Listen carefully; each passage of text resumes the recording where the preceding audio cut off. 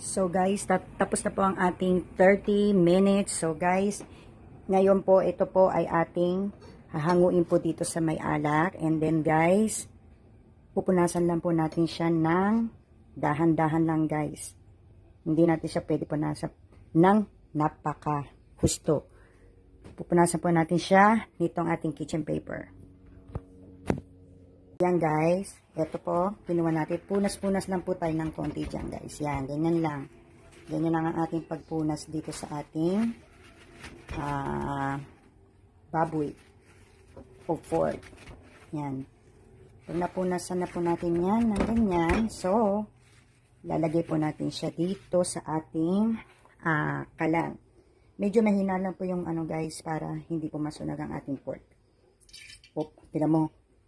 Ano na agad siya guys, diba? So, dahan-dahanin po natin siyang ilagay guys. Yan guys, ay ilalagay na po natin siya. Ayan. Iaano lang po natin yan guys ng mga 3 minutes guys. Ganun po guys. Start po natin ng 3 minutes. Tapos saka po natin babalik pa rin guys. Yan. Inaalang po natin yung ating apoy para hindi po siya masunog. And then, pwede pa natin ito ilagay yung isa pa po para hindi na tayo magastos na masyado sa ating niluluto. Yan, dalawahin po natin yan. Yan. Hayaan po natin siya. Malito na ng ganyan. So guys, ito na po. Babalik pa rin na po natin siya guys. Yan guys, babalik pa rin na po na. Oh my gosh. And then guys, ito na po, kinuha ko na po yung ating pork sauté. Ito yung sa aking asawa. And then ito po ay para sa aking anak. So, etong dalawa ay sa akin. Medyo tostado po kasi ang gusto ko. Alam niyo naman tayo mga Pilipina, ayaw po natin na medyo ganyan. Para sa atin kasi parang hilaw-hilaw pa. Pero sa kanila, ganyan ang gusto nila. So guys, ngayon gagawa po tayo ng sauce. Yan. Mausok po guys, no? Hinaan po natin yung ating apoy na. And then guys, syempre ayan. Sige. Hanggang sa maging lumapot. Ayan. Mamaya-maya lalapot na po yan guys. Ayan. Sige lang, halo tayo. And guys, okay na po itong ating sauce. So, patayin na po natin ang ating apoy. Ayan, okay na yan guys. And then yung sauce na tong guys na ating ilalagay sa ating pork sauté. Ngayon po guys is ikat po muna natin tong ating pork guys. Tapon po natin yung konting ano po ng pork. And then guys, syempre ikakat po natin yan para yung kakain hindi na po masyadong mahihirapan po, diba? Yan guys. Yan, hinati ko na po guys. Ganyan, ganyan. Para yung kakain, mabilis na lang makakakain. Subo na lang ng subo guys. Ganun po. Yan. Cut na po natin yan. Yan. Para nakain na maayos. Diba guys? Yan.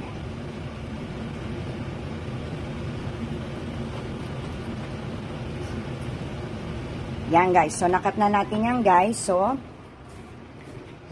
punasan po natin yung kanyang plato para naman magandang tignan guys. Alam mo naman syempre, hindi lang pang YouTube, para yung kakain masarapan sa niluto mo kahit na hindi tayo magaling magluto. So guys, ito, nakat ko na po yan guys. So, ilalagay ko po dito sa ating lalagyan. And then guys, yan na, nakat na po natin ang ating sauté. So, ito yung ating sauce.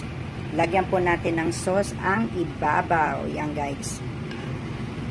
Lagyan po natin ng sauce ang ibabaw. Yan guys. And then, yan.